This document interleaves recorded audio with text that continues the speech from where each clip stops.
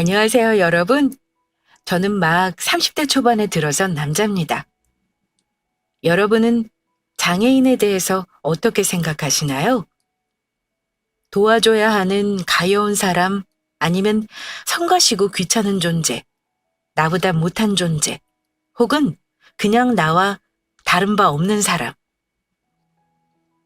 다들 장애인을 보는 시선은 다양할 테지요. 얼마 전까지만 해도 전 사실 비장애인의 시선으로 장애인을 바라봤어요. 어쨌든 나와는 다른 사람이라는 인식을 가지고 그들을 바라봤죠. 하지만 저도 그들과 같은 장애인이 될 거라고는 생각하지 못했습니다. 네, 맞습니다. 전 2년 전 사고로 한쪽 다리를 잃고 불구가 된 장애인입니다. 운명 같은 사고 때문이었죠. 끔찍하고 고통스러운 순간이었습니다. 그리고 그 사고로 인해 전 소중한 한쪽 다리를 잃게 되었으며 더불어 소중한 인연을 맺게 되었습니다. 그리고 저의 오랜 트라우마와 무거운 마음을 홀가분하게 벗어던지게 된 사건이기도 했죠. 제가 오늘 사연을 쓰게 된 이유는 바로 절 장애인으로 만들었던, 그러나 새로운 인생을 열어준 한 사건에 관해 말씀드리기 위해서입니다. 그럼 제 사연 시작하도록 하겠습니다. 제가 이 이야기를 시작하려면 먼저 제가 어릴 때 겪었던 아픔에 대해 먼저 이야기를 꺼내야 하는데요. 저는 꽤 무거운 짐과 죄책감, 그리고 트라우마를 안고 유년 시절, 그리고 청소년기, 청년기를 보냈습니다. 그 이유는 바로 제가 11살 때 사랑하는 동생을 잃었기 때문입니다. 물론 사고로 혹은 병으로 형제를 잃는 경우는 왕왕 있습니다. 그런데 왜 그것이 제게 죄책감과 무거운 짐을, 그리고 씻을 수 없는 트라우마를 주었느냐 하면 바로 그 현장에 제가 있었기 때문입니다. 제가 4살이 되던 해 10달간 배를 불룩하게 내고 다니시던 어머니는 어느 날 갑자기 꼬물꼬물 자꾸 앵앵 울어대는 작은 생명체를 안고 나타나셨습니다. 바로 제게도 남동생이 생긴 겁니다. 전 처음엔 참 신기했습니다.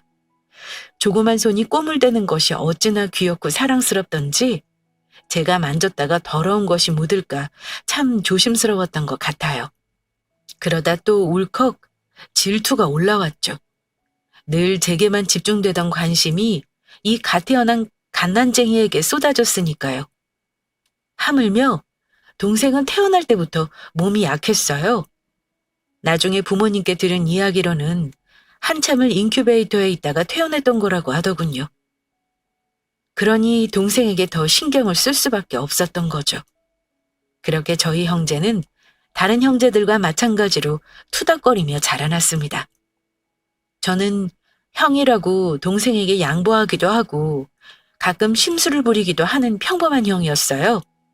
그런데 동생은 참 천성이 착하던 녀석이었어요. 제가 양보하면 고마워, 형아. 형아가 세상에서 제일 멋져. 라고 할 줄 아는 어른스러운 아이였고, 제가 심술을 부리면 형아, 내가 미안해. 정말 잘못했어. 형아, 이거 다 가져. 라며 제 것까지 못된 형에게 내어주는 천사 같은 동생이었습니다. 그런 동생을 전 참 많이도 아꼈습니다. 몸이 약한 동생이 밖에서 맞고 오기라도 하는 날엔 당장 뛰어가 그놈들에게 복수해 주었죠. 그럴 때마다 동생은 절 무슨 슈퍼맨 대하듯 영웅처럼 대했어요. 형은 진짜 너무 멋있어. 늘 날 지켜주는 형이 세상에서 제일 좋아. 그럼 전 또 잔뜩 기가 살아서 가슴을 쭉 내밀고 센 척을 그리도 했더랬습니다. 그래? 형이 그렇게 멋있어? 내 눈엔 형이 최고 멋있어. 전 절 최고로 만들어주는 동생이 참 좋았던 것 같아요. 전 그런 동생에게 약속했죠. 형이 무슨 수를 써서라도 널 지켜줄 거야. 알겠지? 걱정하지 말고 형만 믿어.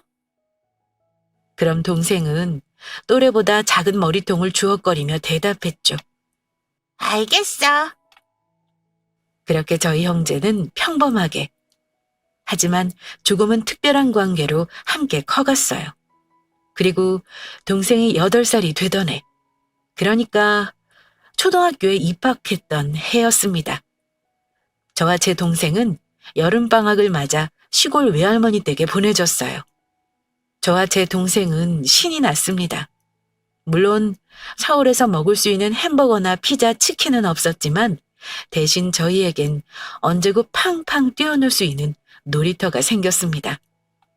개구쟁이였던 전 고삐 풀린 망아지처럼 산과 들을 뛰어다녔습니다.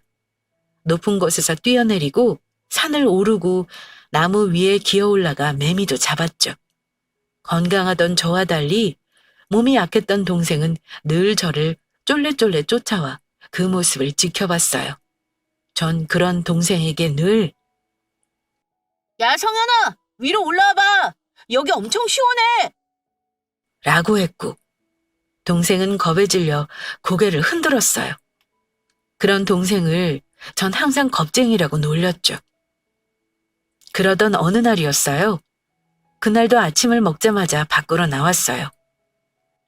아침에 시골 날씨임에도 불구하고 무척 더웠던 날로 기억해요. 온종일 산을 타고 들을 뛰어다니다 보니 온몸이 땀으로 흠뻑 젖어 있었죠. 와, 진짜 덥다. 성현이 너도 덥지? 제가 혓바닥까지 길게 내밀며 동생에게 묻자 동생이 새빨개진 볼을 말아 올리며 웃더군요. 응, 형. 나도 엄청 더워. 더위를 식히고 싶고 물놀이도 하고 싶었어요. 그러던 그때 제 뇌리에 스치는 할머니의 말씀이 있었죠. 뒷산 중간에 있는 계곡은 절대로 들어가면 안 돼. 거기 엄청 깊어. 이놈하고 물귀신이 나와서 발목 채간다. 알겠지? 신신당부하던 목소리를 떠올리자 청개구리 심보가 발동하더군요. 상현아, 형아가 시원하게 해줄게. 따라와. 그리고 전 곧장 동생의 손을 이끌고 뒷산으로 향했습니다. 굽이진 뒷산을 조금 올라가자 할머니가 말씀하신 계곡이 나오더군요. 물길이 세차긴 했지만 할머니 말씀처럼 깊어 보이진 않았어요. 쏴, 계곡물이 바위 틈을 부딪히며 나는 소리가 엄청 시원하더군요. 전 망설임 없이 계곡에 발을 담갔습니다. 진짜 시원하다. 감탄이 절로 나오는 시원한 계곡이었어요. 전 거침없이 첨벙첨벙 계곡 쪽으로 발을 옮겼습니다. 할머니의 말씀은 거짓말이었어요. 적어도 제가 느끼기엔 그랬죠. 기껏해야 제 종아리에 반 정도 오는 깊이를 확인한 후 전 멀찌감치 서 있는 동생을 향해 손짓했어요. 성현아! 얼른 들어와. 진짜 시원해. 그러자 동생이 잔뜩 겁먹은 음성으로 말하더군요. 할머니가 여기 들어가지 말라고 했잖아. 형, 얼른 나와. 물귀신 있다고 그랬단 말이야. 발을 동동 구르면서 걱정하는 모습이 어찌나 웃기던지 저는 배를 잡고 깔깔 웃으면서 겁에 질린 동생을 놀렸습니다. 이 겁쟁아! 너는 평생 그렇게 덥게 살아라. 여기 진짜 시원한데 그것도 모르고. 그런데 그날따라 동생이 버럭 화를 내더라고요. 나 겁쟁이 아니야. 원래 순하기만 하던 순둥이가 갑자기 그렇게 급발진으로 화를 내자 저의 마음속엔 더 골려주고 싶은 마음이 생겼어요. 네가 겁쟁이가 아니면 뭐야? 이렇게 얕은 물에도 못 들어오는 겁쟁이가. 세상에 귀신이 어딨어, 이 겁쟁이. 혀까지 내밀며 약을 올리자 안 그래도 더위에 빨갛던 동생의 얼굴이 새빨갛게 달아올랐습니다. 나 겁쟁이 아니라고. 보여줄 거야. 그러더니 동생이 답지 않게 첨벙첨벙 물속으로 뛰어들어오더라고요. 전 신났죠. 동생과 물장난을 할 생각에 완전 들떠서 동생에게 물을 뿌리며 장난을 쳤어요. 정말 별일 없었습니다. 한 30분가량은 그렇게 신나게 놀았으니까요. 저희 형제는 깔깔깔 웃으며 시원한 물에 더위를 식혔죠. 그리고 그 후로도 전 정말 별일 없을 거라고 생각했었습니다. 그런데 방심한 탓이었을까요? 평소에 겁이 많고 조심성이 많던 동생이 조금 더 깊은 곳으로 뛰어가기 시작했어요. 그리고 제가 잠시 한눈을 파는 사이 동생이 눈앞에서 사라졌죠. 저는 놀라 동생을 찾았습니다. 동생은 보이지 않았어요. 성현아! 장난치지 말고 나와! 아무리 불러도 대답이 없었죠. 그리고 전 몇 분 후 절 부르는 동생의 음성에 황급히 고개를 돌렸습니다.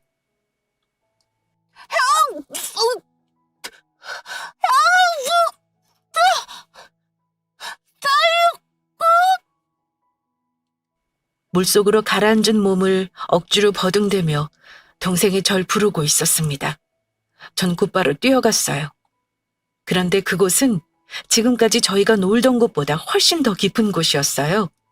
발을 내디디자 저를 쑥 빨아들이는 것 같은 물의 깊이에 화들짝 놀라 몸을 물렸죠.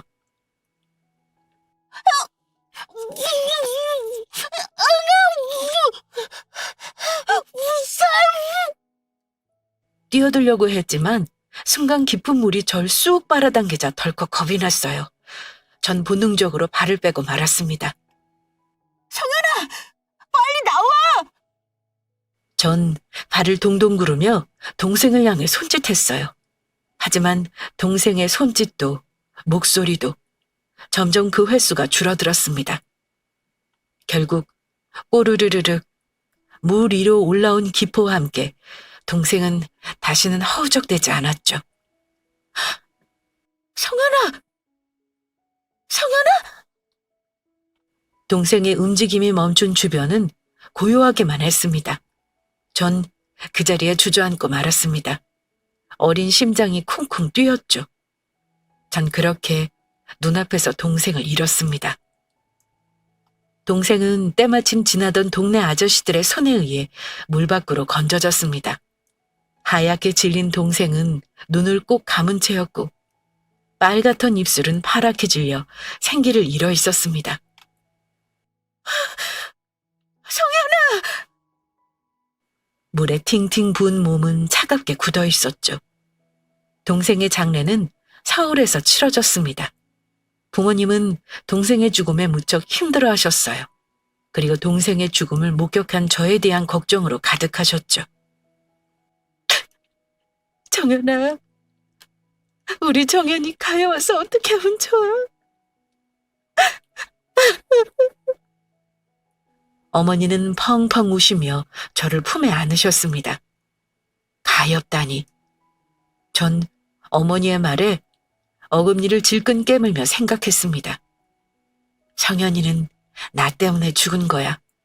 내가 그곳에 가자고 하지만 않았어도, 내가 깊은 곳에 들어가는 성현이를 말리기만 했어도, 아니, 내가 죽을 각오를 하고 용기 있게 동생을 구하러 들어가기만 했어도 성현이는 죽지 않았을 거야. 전 제 자신이 너무도 미웠습니다. 성현이 대신 제가 죽었어야 한다고 절 자책했죠. 그 자책은 영영 제 마음속을 떠나지 않고 머물렀습니다. 제가 어머니의 손에 이끌려 정신과 치료를 받기 시작한 것, 성현이의 장례식이 모두 치러지고도 한 달이 지난 후였습니다. 밤새 악몽에 시달리는 절 걱정한 어머니의 결정이었죠. 외상 후 스트레스, 외상 후 증후군, 제게 내려진 진단이었습니다. 어떠한 치료에도 그리고 위로에도 전 나아지지 않았습니다. 그저 동생을 죽음으로 몰아넣은 자신에 대한 자책과 환멸로 하루하루 썩어갈 뿐이었습니다. 동생이 없는데도 세상은 굴러가고 저의 몸뚱어리는 커져갔습니다. 전 또래 아이들과 다르지 않게 자랐고 공부도 열심히 해 좋은 4년제 대학에도 들어갔습니다. 마음속엔 동생을 살리지 못한 죄책감과 자기 멸시를 가득 담은 채로요.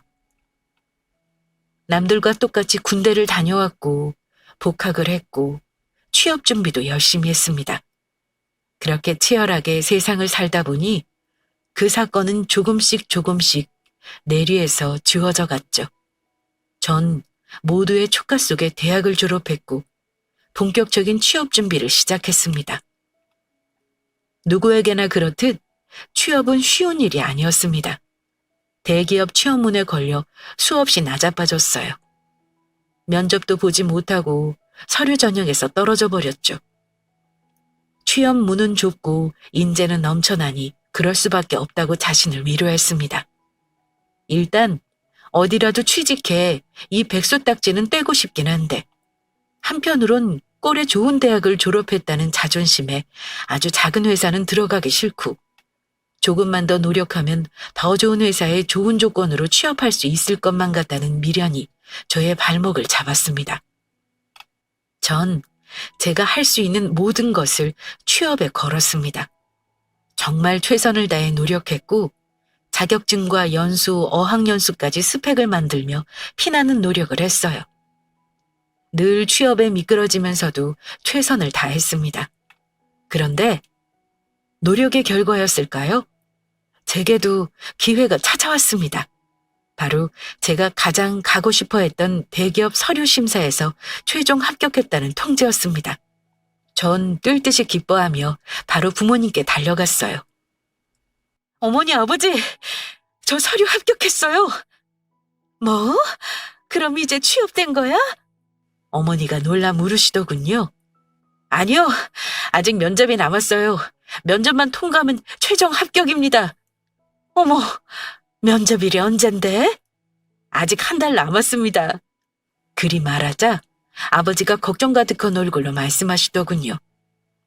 면접도 붙기 힘들지 않나? 전 자신 있었어요.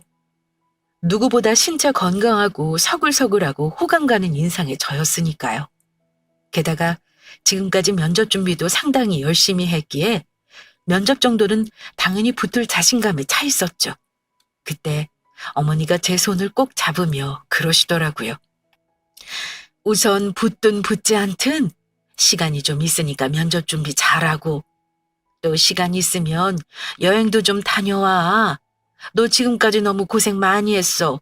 응? 전 고개를 세차게 끄덕였습니다. 네, 친구들이랑 주말에 여행이라도 다녀와야겠어요. 머리도 식힐 겸. 전 친구들과 약속을 잡았고 친구들은 그간 고생한 저를 위해 1박 2일 짧은 여행 일정을 짰습니다. 결국 가까운 계곡으로 여행 장소가 잡혔죠. 전 동생 성현이가 죽은 후 한 번도 계곡에 가본 적이 없었습니다. 제가 머뭇거리자 모든 사정을 다 아는 제 친한 친구가 어깨를 툭툭 치며 말하더군요. 야, 임마 정현아, 너도 이제 그 트라우마에서 벗어나야지. 그러려면 가장 좋은 방법은 부딪히는 거야. 이번에 이 여행으로 이겨내고 그 용기로 면접도 잘 보자. 어? 전 절 생각해 말하는 친구의 설득에 반박할 수 없었어요. 그래서 마지못해 여행을 승낙했습니다. 그리고 전 최대한 가벼운 마음으로 여행을 떠나기로 결심했죠. 가는 날이 장날이었을까요?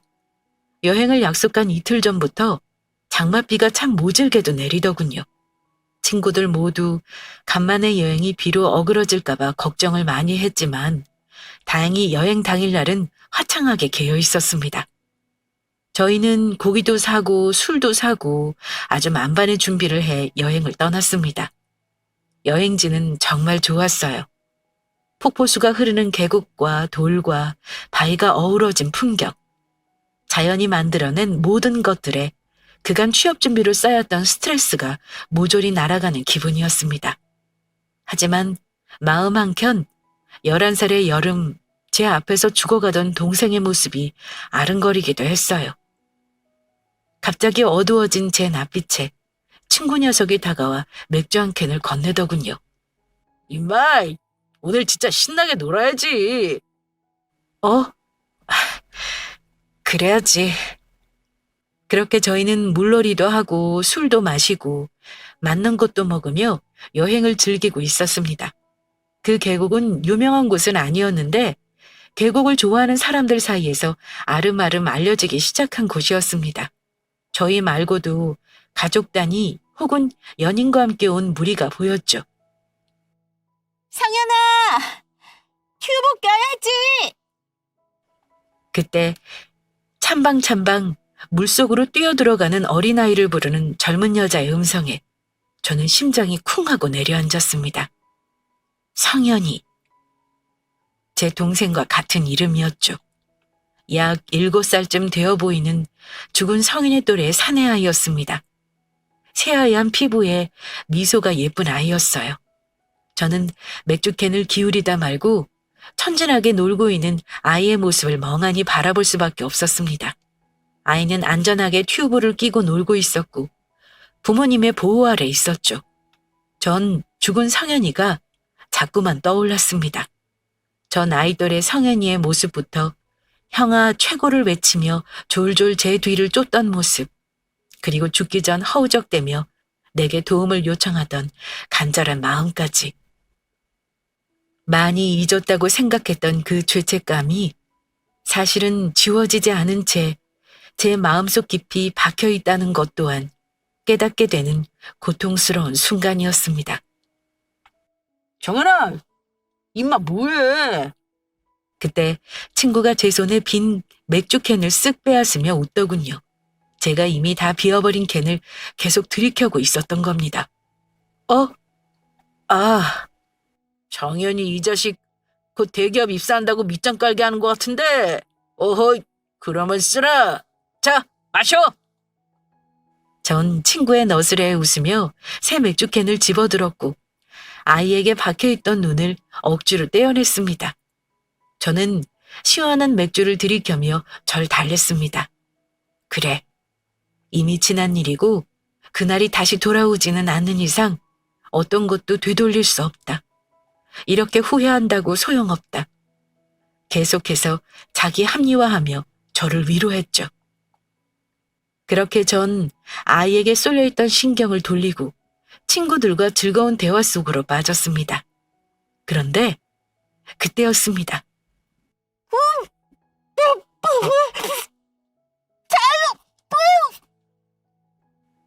갑자기 들려오는 소리에 획 고개를 돌렸죠. 그 소리가 들려오는 곳은 저희가 있던 곳과는 조금 떨어진 물이 깊으니 절대 들어가지 말라는 위험 팻말이 붙어있던 곳이었어요. 저와 제 친구들은 놀라서 그곳으로 달려갔습니다. 그런데 그곳엔 아까 성현이라는 아이가 끼고 있던 파란색 튜브가 떠다니고 있었습니다. 그리고 아이의 작은 머리통이 수면 위로 올라왔다가 들어가길 반복하고 있었죠. 전 그 자리에 굳어버리고 말았습니다. 동생이 죽던 날의 악몽이 고스란히 눈앞에서 재생되는 기분이었습니다. 야, 애 빠졌나 본데? 어떡해? 친구의 다급한 음성이 웅웅거리며 들렸고 이어 부모는 대체 어딜 간 거야? 얘야! 어머, 어떡해? 주변 사람들의 웅성거림이 들려왔죠. 저는 마른 침을 꿀꺽 삼켰습니다. 그리고 당장 티셔츠와 신발을 벗어 던졌습니다. 야, 정연아, 너 뭐해? 제가 당장이라도 뛰어들 것 같은 포즈를 취하자 제 제일 친한 친구가 제 팔을 잡더군요. 그때 전 결심같이 강한 어조로 말했습니다. 내가 저 애 구해야 해.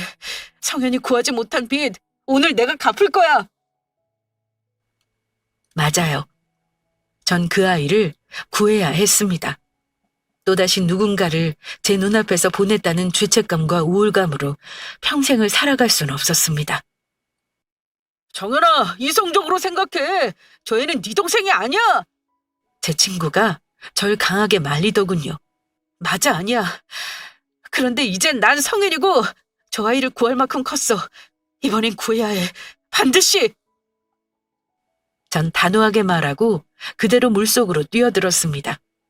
수심은 무척 깊었습니다. 발이 땅에 닿지 않았고 동생이 죽은 후 물 공포증이 생긴 저는 극강의 두려움에 휩싸였습니다. 하지만 우습죠? 아이를 구해야 한다는 강한 집념이 그 공포감을 모조리 삼켜버리더군요. 저는 오로지 아이를 향해서만 헤엄쳤습니다. 저의 머릿속엔 아이의 목숨을 구해야 한다는 맹목적인 생각뿐이었어요. 성현아, 내 손 잡아! 저는 여전히 물속에서 허우적대고 있는 아이를 향해 손을 뻗었습니다. 아이는 고맙게도 아직 정신이 붙어 있었고 절 향해 손을 뻗었어요. 처음엔 당황하고 무서워서인지 제 어깨를 누르고 제 팔을 강하게 잡아당기는 바람에 함께 물속으로 끌려 들어가길 몇 번이었죠. 이러다간 둘 다 물속에서 익사할지도 모른다는 생각이 들더군요. 전 아이와 눈을 맞추고 최대한 침착하게 말했습니다. 성현아, 괜찮아. 겁먹지 말고 그냥 형한테 몸을 맡겨. 형이 무슨 일이 있어도 너 구할 거니까. 아이는 그제야 안심했는지 더는 허우적거리지 않았고 조금 침착해지는 것 같았습니다. 저는 아이를 품에 꼭 안고 헤엄치기 시작했습니다. 전 아직도 잊지 못합니다. 작은 아이가 제 품 안에 안긴 그 서늘하지만 따뜻한 체온을요. 그 체온이 주는 벅찬과 뭉클한 감동을요. 이 작은 아이의 목숨을 살렸다는 안도감도요. 그렇게 저는 아이를 안고 천천히 물밖을 향해 헤엄치기 시작했습니다. 그렇게 열심히 죽을 힘을 다해 헤엄쳐 나오는데 저의 허벅지로 강한 통증이 느껴지더군요. 아무래도 계곡의 바위 옆에 커다란 쇠파이프가 끼어 있었던 모양이더군요. 그 쇠파이프가 급히 나가는 제 허벅지를 강하게 긁었고 전 허벅지가 경련할 만큼 밀려오는 강한 통증을 참으며 무사히 물 밖으로 상현이를 꺼냈습니다.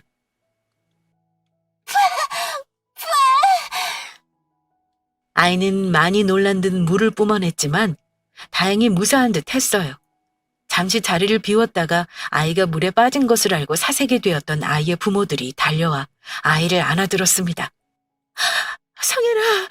성현아 괜찮아? 어떡해? 엄마가 미안해. 엉엉 우는 아이의 엄마와 감사합니다. 정말 감사합니다. 연거푸 저와 하늘에 감사하는 아이의 아버지의 목소리가 들렸어요. 저는 무사한 아이의 얼굴을 확인하고서야 자갈밭에 누워 안도의 숨을 벅차게 몰아내쉬었습니다. 다행이다. 정말 다행이다. 이 일로 저 때문에 제 동생 성현이가 죽었다는 죄책감을 모두 씻어낼 순 없겠지만 그래도 이번엔 죽어가는 아이 앞에서 겁쟁이가 되지 않았다는 것이 뿌듯하더군요. 이 두 손으로 아이의 목숨을 살려낼 수 있었다는 것이 너무도 신기하고 뿌듯했죠. 그렇게 거친 숨을 몰아내쉬고 있을 때였습니다. 정현아, 너 허벅지가... 친구가 놀라 제 다리를 봤죠. 경황이 없었던지라 친구도 이제야 제 다리에 깊은 상처를 본 모양이었습니다. 상처는 생각보다 깊었습니다.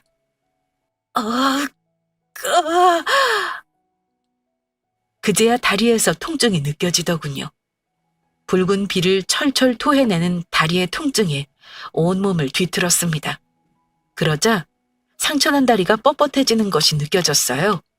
그리고 곧 심한 한기와 열감이 느껴졌죠. 갑자기 밀려드는 증상에 정신이 혼미해질 지경이었습니다. 눈앞이 느슨하게 흐려지더군요. 그렇게 저는 정신이 뿌옇게 흐려지는 것을 느끼며 눈을 감았습니다.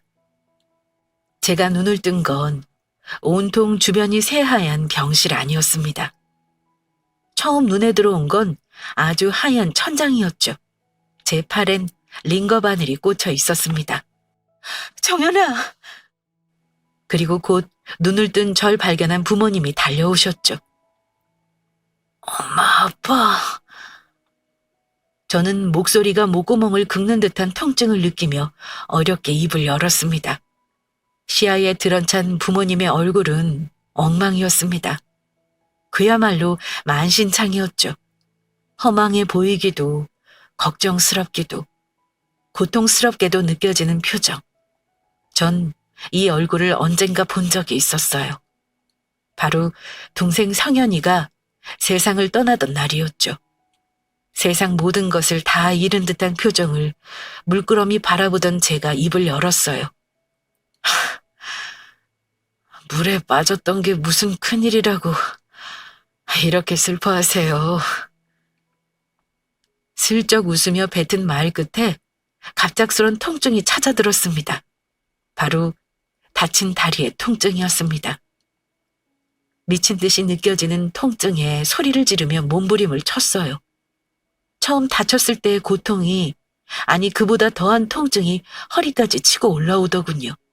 마치 다리가 잘려나가는 듯한 극악한 아픔이었습니다. 그런데 제가 다리가 이리도 아픈데 저희 부모님은 어떠한 조치도 취하지 않았습니다. 다만 아버지는 저의 발을 붙들고 어머니는 바닥에 쓰러져 엉엉 울기만 하셨습니다. 아이고, 내 아들 인생 아까워서 어떡해.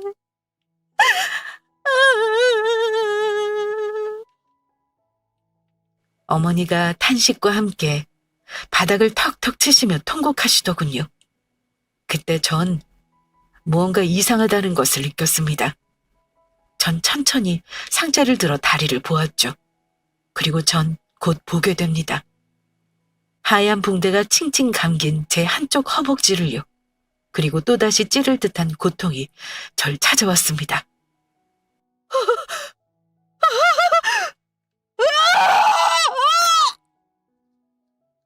전 고통과 함께 갑자기 절 덮친 믿을 수 없는 현실에 포효했습니다. 예상하셨겠죠? 맞습니다. 전 한쪽 다리를 잃게 된 겁니다. 녹슨 쇠파이프로 인해 감염된 파상풍이었다고 해요. 다리를 절단하지 않으면 안 되는 상황이었다고, 아직 어리고 창창한 저의 다리를 잘라야만 한다는 결정을 내린 의사들도 무척 괴로워했다는 이야기를 부모님께 전해들었죠. 하늘이 원망스러웠습니다. 그리고 와르르 무너져 내리는 기분이었죠. 소중한 아이의 생명을 구한 대가가 겨우 다리 절단이라니. 곧 있을 대기업 면접은 고사하고 평생 장애를 가지고 인생을 살아가야 한다는 것이 너무도 절망스러웠습니다. 저는 깊은 시리에 빠져들었습니다. 마치 그때 동생을 구하지 못했던 겁쟁이인 저를 위해 하늘이 오랜 시간 준비한 벌처럼 느껴졌어요.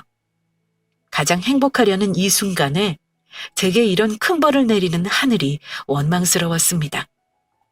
그렇게 허망하게 천장만 바라보던 전 차마 부모님 앞에서 눈물을 보일 수 없어 모로 돌아누웠습니다. 조금 마음이 가라앉자 제가 구한 아이가 불현듯 궁금해졌죠. 아이는 괜찮대요? 저의 물음에 아버지가 대답하더군요. 아이는 다행히 괜찮다는구나. 다행이네요. 그래도 성현이처럼 제가 죽이지 않았으니까. 정연아, 그게 무슨 소리야? 전 그때 저를 향한 자기 혐오에 빠져버렸습니다. 하늘에 대한 원망과 그 후 찾아온 자기 연민, 그리고 결국 동생을 구하지 못한 죄책감에 이름이 같은 다른 아이라도 살려 죄책감을 덜어보려던 모모했던 저를 향한 자기 혐오까지 이어져 버린 거죠. 그날 만약 내가 그 아이를 구하지 않았다면 난 지금쯤 멀쩡한 다리로 살고 있겠지. 후회도 그날의 선택에 대한 나를 향한 원망도 참 많이 했습니다. 그렇게 이틀이란 시간이 지났습니다. 당장 재활치료나 적응훈련을 해야 했지만 전 그러지 못했어요. 절망감에 빠져 어떤 것도 할 수 없었습니다. 그리고 잊지도 않은 다리의 통증은 시시때때 저를 찾아와 괴롭혔습니다. 의사 선생님께 들으니 다리나 팔 등 신체 일부를 잃은 환자들에게 종종 나타나는 증상이라고 하더군요. 곧 좋아질 거라고, 마인드 컨트롤이 무엇보다 중요하다고요. 마인드 컨트롤. 담당인은 쉬운 듯 말씀하셨지만 그건 제겐 무척 어려운 일이었습니다. 앞날이 창창한 젊은 나이에 다리를 한쪽 잃은 허망함과 막막함이란 이루 말할 수 없었죠. 그런데 부모님이 잠시 자리를 비운 사이 무거운 절망이 내려앉은 제 병실에 손님이 찾아왔습니다. 무척 반갑게도, 하지만 달갑지 않은 손님이었죠. 똑똑. 노크에 고개를 돌렸고 이어 문이 삐걱 열렸습니다. 문틈 사이로 보인 작은 얼굴은 바로 제가 목숨을 구한 꼬마 아이 성현이었습니다. 한눈에 알아볼 수 있을 만큼 귀여운 얼굴이었죠. 아이는 멋들어진 정장을 입고 넥타이까지 한 모습으로 병실로 조심히 들어섰습니다. 그리고 그 뒤를 따라 백발이 상성한 노신사가 함께 들어오더군요. 저는 힘없이 누워있던 상체를 반쯤 일으켜 침대 헤드에 기댔습니다. 제 침대 앞에 선 아이는 꾸벅 깊이 허리를 숙였습니다. 안녕하세요, 아저씨. 아저씨가 제 목숨을 구해주셨다는 이야기는 들었습니다. 정말 감사하고. 아이는 더는 말을 잇지 못하고 제 반토막 난 다리를 힐끔 쳐다보더군요. 그리곤 많이 놀란 듯 아이의 눈이 동그래졌어요. 당연히도 곧 울상이 되었죠. 아이의 눈에서 순간 11살 저의 모습이 비쳤습니다. 나를 이렇게 만들었다는 죄책감과 자신에 대한 분노, 그리고 참을 수 없는 미안함을 가득 담은 커다란 눈망울엔 맑은 눈물이 그렁그렁 맺혀 있었습니다. 아저씨, 저 때문에 정말 죄송합니다.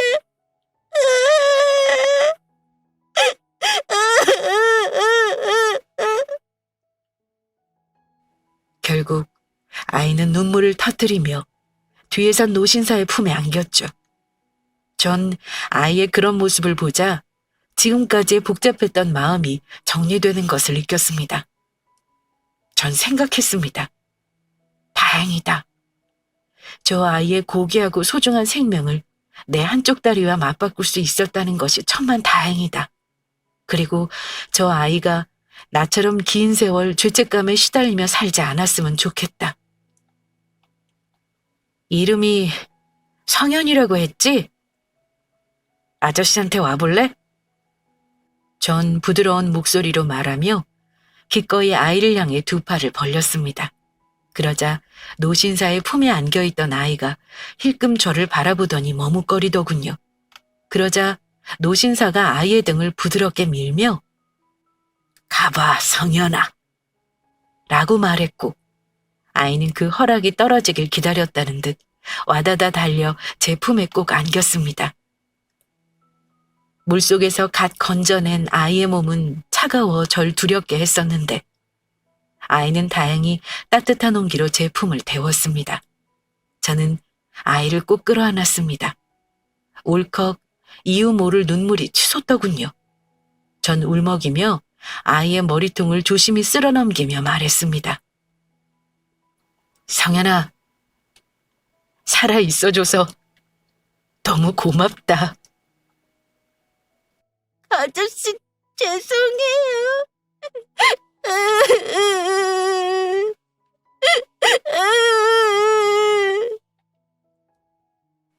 아이는 제 다리를 보고 무척 놀란 듯 계속 울어댔어요.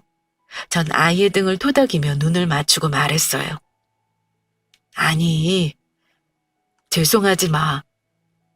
네가 내 잃은 다리만큼 멋지게 살아준다면 아저씨는 너무 고맙고 보람될 것 같아. 그러니까 죄책감도 가지지 말고 힘들고 지칠 때면 아저씨 다리를 생각하면서 다시 힘내주면 그거면 아저씨는 충분해. 알겠지? 아이가 고개를 주워거리더군요. 그 어린아이가 제 말뜻을 잘 알아들었을진 모르지만 전 아이를 향해 방긋 웃었습니다. 폭풍이 일고 있던 제 마음에 비로소 평화가 찾아오는 기분이었죠. 아이는 뒤늦게 뒤따라 들어와 제게 고개를 조아리며 감사의 인사를 전하는 부모의 손에 잠시 병실을 떠났습니다. 그리고 노신사와 저 두 사람이 병실에 남았죠. 전 그제야 의아했습니다. 이 노신사는 왜 여기에 남아있을까? 혹시 내게 무슨 할 말이라도 남은 건가? 전 물끄러미 노신사를 올려다봤습니다. 노신사는 그런 저를 향해 아주 깊고 공손하게 허리를 숙였습니다. 저는 성현이 할애비 되는 사람입니다. 제 생명 같은 손주의 생명을 구해주셔서 정말 감사드립니다. 누구보다 예의 바른 말투였죠. 저는 저보다 나이가 훨 많은 어르신이 제게 고개를 숙이는 모습에 어찌할 바를 몰라 몸을 들썩였습니다. 그때 노신사가 몸을 구부려 저와 눈을 맞추더군요. 그리고는 제게 하얀 서류 봉투를 건넸습니다. 제 손자를 구하다 다리를 잃으신 그 마음, 그리고 앞으로의 삶, 젊음, 어떤 것으로도 보상할 수 없다는 것 잘 알고 있습니다. 그리고 당연히 보상을 바라고 하신 일이 아니라는 것 또한 정말로 잘 인지하고 있고요. 전 노신사가 건넨 서류 봉투를 받아들며 물었습니다. 이게 뭡니까? 봉투를 열어본 저는 놀라지 않을 수 없었습니다. 시가 20억 상당의 건물의 부동산 서류였습니다. 이걸 왜 제게... 이야기 다 들었습니다.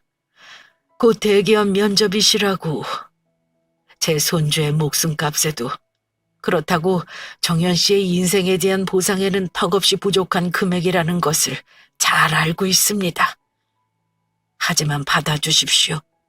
부탁입니다. 저는 화들짝 놀라 서류를 다시 봉투에 집어넣어 노신사에게 내밀었어요. 아닙니다. 아닙니다. 이건 못 받아요.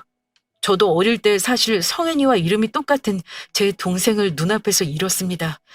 그 죄책감에 시달리던 제 눈앞에 성현이의 사고가 목격되었고 저 또한 그 죄책감을 갚는다고 생각하고 한 행동입니다. 절대 이 건물 받을 수 없습니다. 긋고 사양하는 제 손에 다시 봉투를 쥐어준 노신사가 안타까운 얼굴로 말하더군요. 그런 사연이 있을 줄은 몰랐습니다. 그렇다면 더 받으셔야죠. 그런 일을 겪었다면 정말 목숨을 잃을지도 모른다는 걸 아시면서 한 행동이잖아요. 정말 작고 미흡합니다. 제발 받아주십시오.